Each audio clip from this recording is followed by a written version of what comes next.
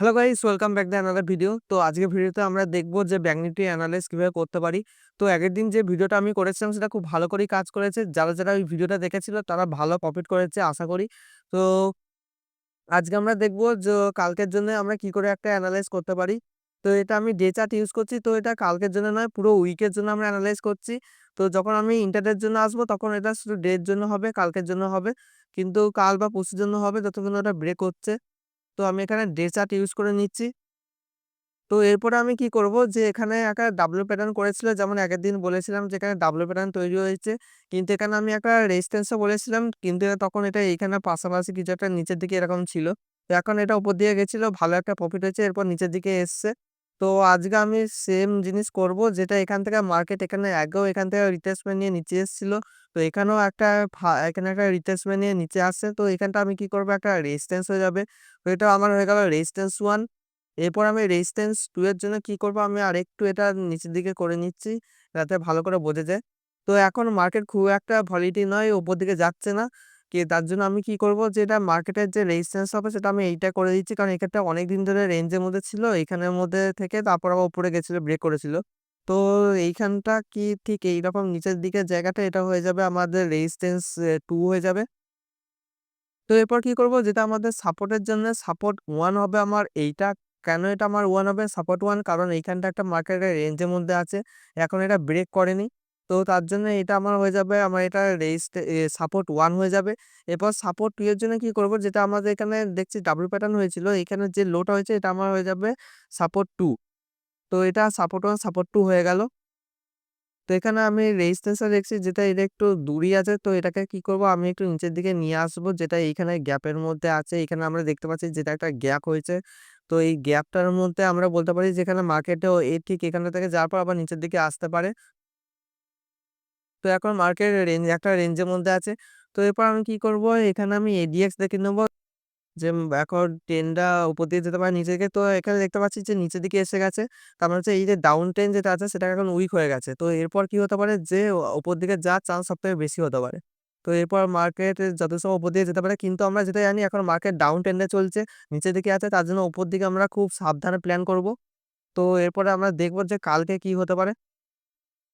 কিন্তু আমাদের এখন ইন্ডিকেটর হিসাবে যেটা দেখাচ্ছে, এখানে সাপোর্টের পাশে আছে, এখানে এডিএক্সও লো হয়ে গেছে। তো তার জন্য এখন মার্কেট এখন উপর দিকে যাওয়ার চান্স থাকতে পারে।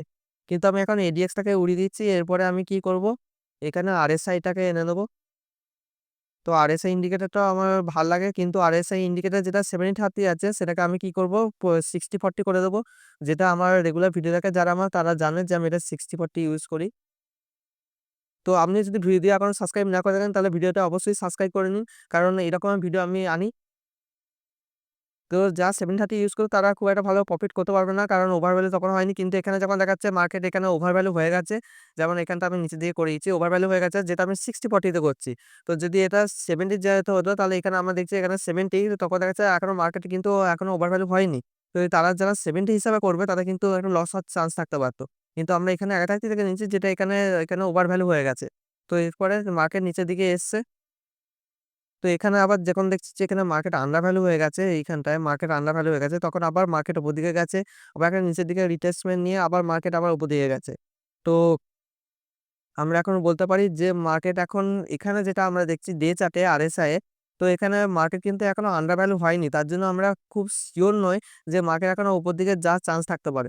তো মার্কেট আরো কিছুটা নিচের দিকে এসে তো আবার এখানে এসে উপর দিকে যেতে পারে, বা এটা ব্রেক করার চান্স থাকতে পারে। কারণ এখন এখানে মিডিয়ামে আছে, বা এটা এমন হতে পারে যেটা আমরা যদি এখন ট্রেড লাইন হিসেবে ধরি, তো এখন মার্কেট আবার এখান থেকে উপরেও যাওয়ার চান্স থাকতে পারে। সেটা নির্ভর করবে কালকে কেমন মার্কেট ওপেন হচ্ছে, বা কেমন মার্কেট গ্যাপ ডাউন করছে, সেই হিসাবে আমরা বুঝতে পারবো।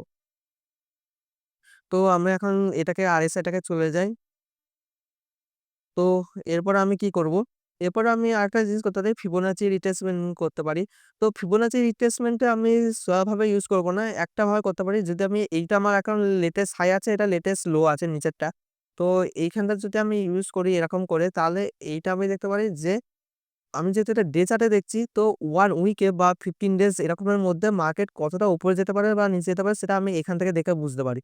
তো যেটা আমি এটাকে কি করব, এখানে ফিবোনাচি রিট্রেসমেন্ট হিসাবে ঠিক এরকম যে লেভেলে গেলেও তো এটা কাছাকাছি হচ্ছে। তো ফিবোনাচি রিট্রেসমেন্ট লেভেল হিসাবে ঠিক এখান থেকেই মার্কেট আবার এখান থেকে নিচে এসেছিল। তো তার জন্য আমি বলতে পারি যে এইখানে মার্কেট উপর দিকে গেলে এতটা অব্দি উপর দিকে যেতে পারি।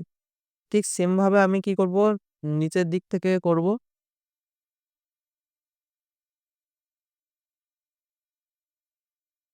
তো মার্কেট যদি এখন নিচে যায়, তো এতটা অব্দি নিচে অব্দি যেতে পারে। তো আমি কি করব, এটাকে আরেকটু নিচের দিকে করে দিলাম ফিবোনাচি রিট্রেসমেন্ট হিসাবে। তো এটা ভালো কাজ করে। তো মার্কেট যদি খুব ভলাটিল হয়, যদি মার্কেট খুব উপর নিচে হয়, একদিনে 1000 পয়েন্ট 1500 পয়েন্ট যদি মার্কেট যায়, তাহলে কি করতে পারে যে এইখানটা অব্দি যাওয়ার পরেই মার্কেট আবার উপর দিকে চলে যাওয়ার চান্স থাকতে পারে। তো এটা আমার তার জন্য এটা একটু অ্যাডজাস্ট করে নিলাম। তো এরপর কি করব, আমি অ্যানসার ভলিউম প্রোফাইল ইউজ করব।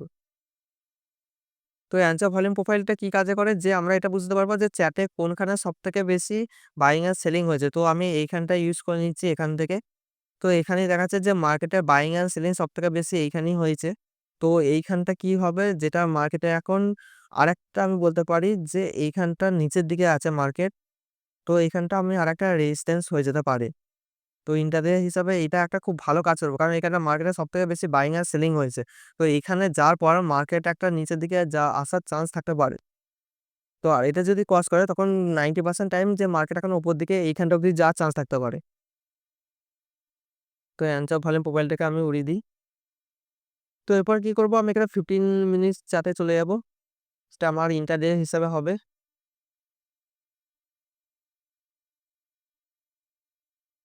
তো এখানে আমি কি করব, এখানে ভালো করে দেখা যাচ্ছে যে এখন সাপোর্টের কাছে আছে। আমি এক কাজ করি যে এখানে আমি একটা 10 লাইন ইউজ করতে পারি। যখন এই 10 লাইনটা ব্রেক করবে তো এখান থেকে একটা উপর দিকে 10 লাইন ইউজ করতে পারি।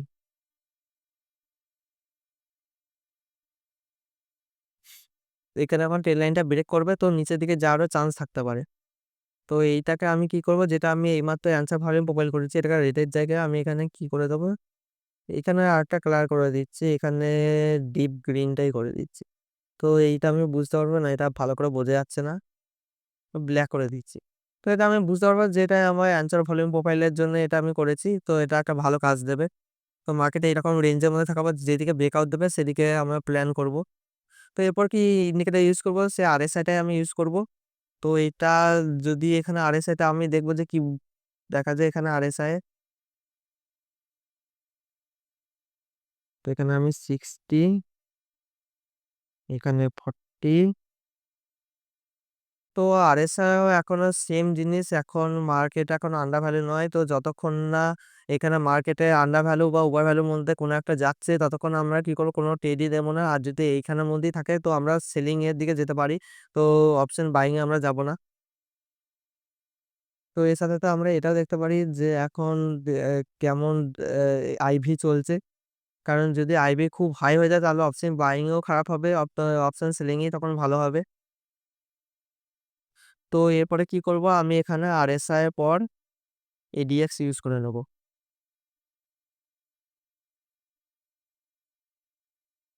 তো এডিএক্স এখানে দেখাচ্ছে কিন্তু হাই এ আছে। তার মানে এটা নিচের দিকে যাচ্ছিল। যেমন আমরা ওখানে দেখাচ্ছিলাম এডিএক্স লো ছিল, ডাউন ট্রেন্ডে চলছিল।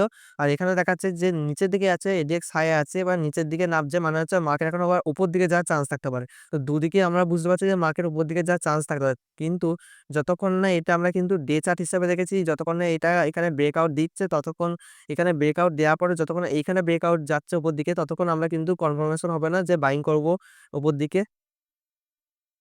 তো দেখা যাক কি হয়। তো ভিডিও কেমন লাগলো কমেন্ট করে অবশ্যই জানাবেন। আর সাবস্ক্রাইব করতে কখনোই ভুলবেন না। তো দেখা হবে পরবর্তী ভিডিওতে। ততক্ষণ টাটা।